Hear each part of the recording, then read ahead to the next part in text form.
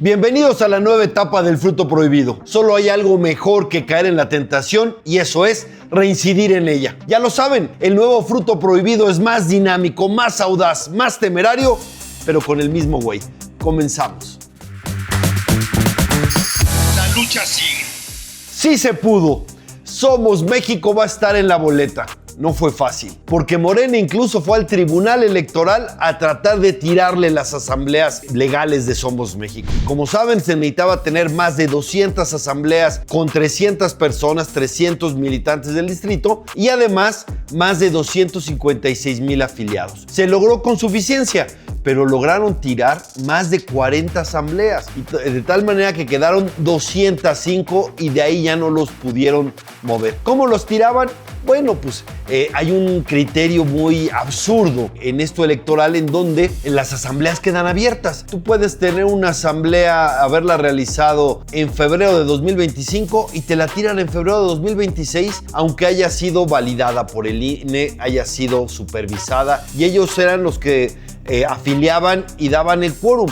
¿Por qué? Porque si hay militantes duplicados y otra fuerza dice son también mis militantes, se demuestra que se afiliaron después, entonces dicen, bueno, entonces te quito del padrón y con esta interpretación dicen ya no tiene 300 tu asamblea y la bajan. Es un absurdo que va en contra de la definitividad, va en contra del principio de certeza, pero es un arma que tienen para tirarnos. Y se demostró que le filtraron ilegalmente el padrón a Morena. Son datos personales, no los puede tener nadie porque todavía son partidos en formación, ni siquiera los dirigentes de Somos México lo tenían. Morena lo pudo entender y fue tras los militantes, pero 10 veces les pidieron las pruebas de sus afiliaciones y 10 veces no las tenían. Esto es la firma autógrafa y la foto de vida en presencia de las personas. Pero bueno, ese fue todo el viacrucis para hacer. El INE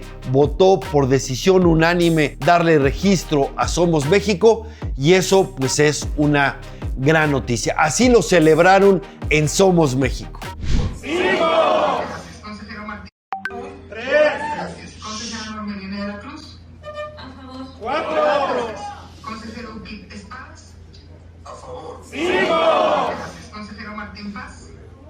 A favor. ¡Sí!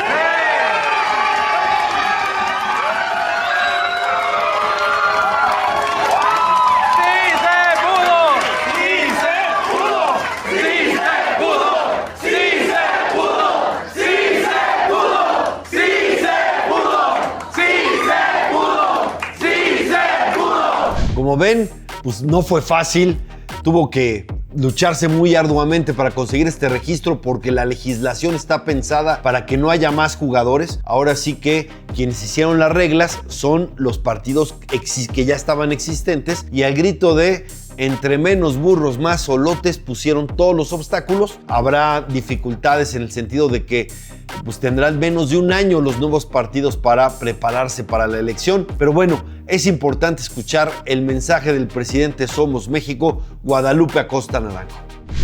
Para que lleguen defensores de derechos humanos a la Cámara de Diputados, para que lleguen representantes de esos campesinos, transportistas, pescadores, que hoy están dando la batalla en las calles y en la carretera a la Cámara de Diputados, para que lleguen los representantes del verdadero Poder Judicial a la Cámara de Diputados, para que lleguen los ecologistas, los jóvenes, los representantes de todas las causas.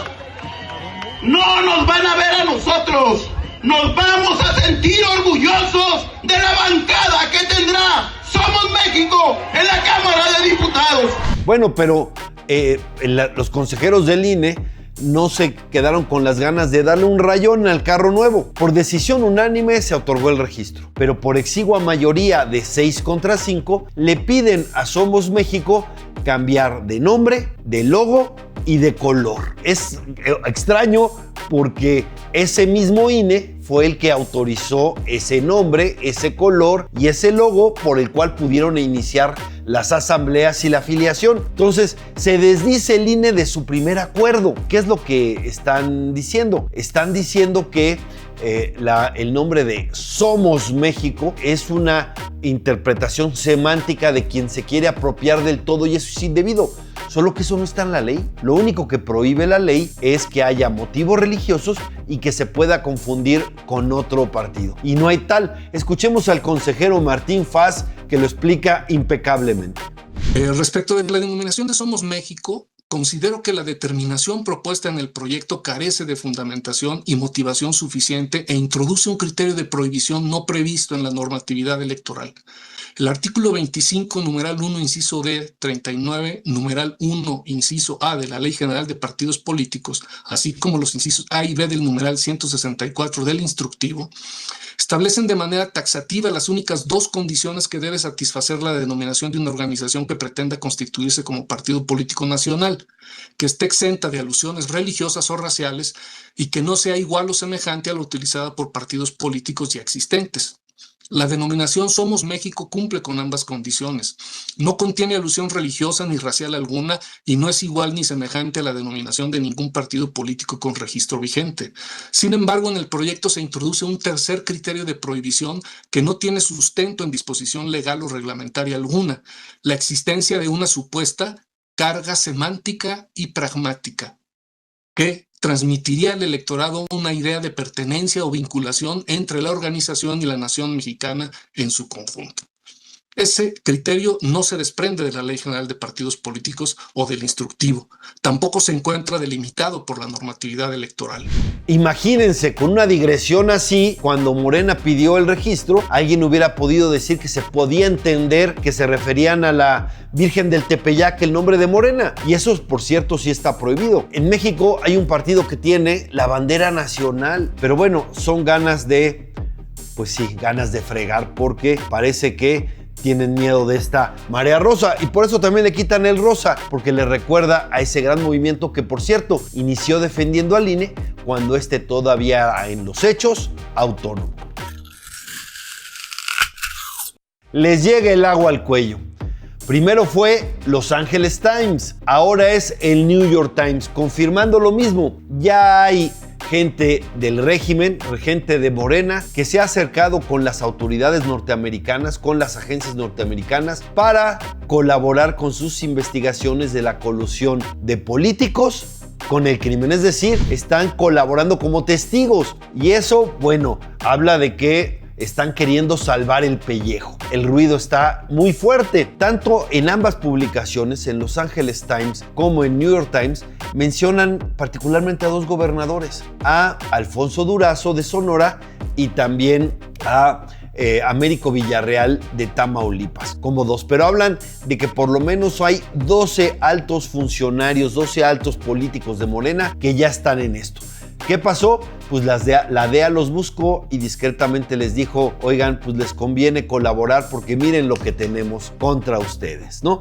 Es cierto, el gobernador de Sonora lo ha negado, pero hay muchísimos elementos para decirlo. Son periodistas muy serios, son medios muy serios que hablan además que lo han cotejado, que han tenido acceso a cómo están las investigaciones, a quienes los han dicho, tienen testigos, o más bien tienen fuentes confiables para asumir lo que están diciendo. Perdón, ni Los Angeles Times ni New York Times se hubieran arriesgado algo tan fuerte si no tuvieran los pelos de la burra. Pero escuchemos a Sheinbaum cómo trata, pues, de desmentir lo que dicen estos medios. El gobierno de Estados Unidos investiga a los gobernadores de Sonora y Alfonso, como ya lo sabemos, pero aquí la pregunta es, Presidenta, saber si el gobierno de México tiene información de gobernadores o funcionarios de otro nivel que estén entregando información a Estados Unidos. Pero fíjense la nota.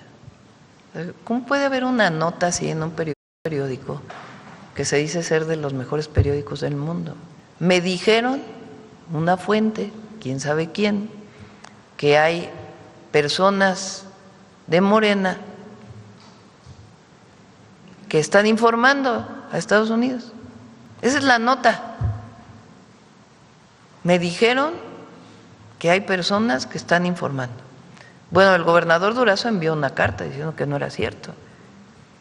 Entonces, no tenemos nosotros ninguna información y la verdad, pues debería de darse mayor contexto, ¿no? Porque como que Una fuente me dijo que 10 personas o no sé cuántas están informando. Pues parece que el desmentido no se lo creyó ni la presidenta. La verdad es que el río lleva mucha agua. Acaban de detener a Octavio Leal Moncada, el dirigente de esta pues tristemente famosa columna Pedro J. Méndez, vinculada a la organización criminal del Golfo. Es un personaje pues, que se ha sido señalado reiteradamente. Francisco Cabeza de Vaca, el exgobernador, lo detuvo y luego lo liberaron para que apoyara a las candidaturas de Morena. Hizo campaña abiertamente por Morena. Escuchemos, por cierto, a este tipo, Octavio Leal Moncada, haciendo campaña que acaban de detener por estos vínculos criminales, haciendo campaña a favor de los candidatos de Morena.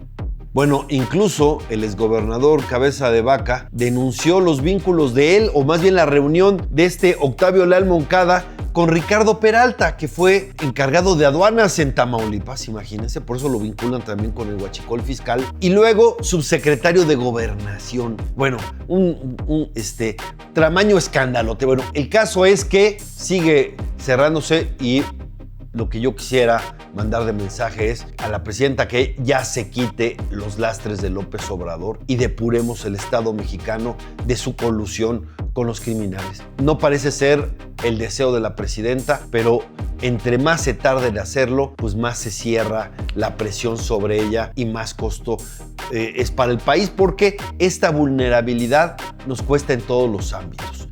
Por supuesto en el ámbito de la soberanía, pero también en el ámbito económico y del Tratado de Libre Comercio, porque Estados Unidos nos aprieta por ese flanco abierto que es la colusión del Estado mexicano con el crimen. Ese es el elefante en la mesa. Eso lo tenemos que resolver como una política de Estado. El nuevo partido Somos México dice: a eso me comprometo, a separar al Estado del crimen. Bueno, pues eso urge en el país.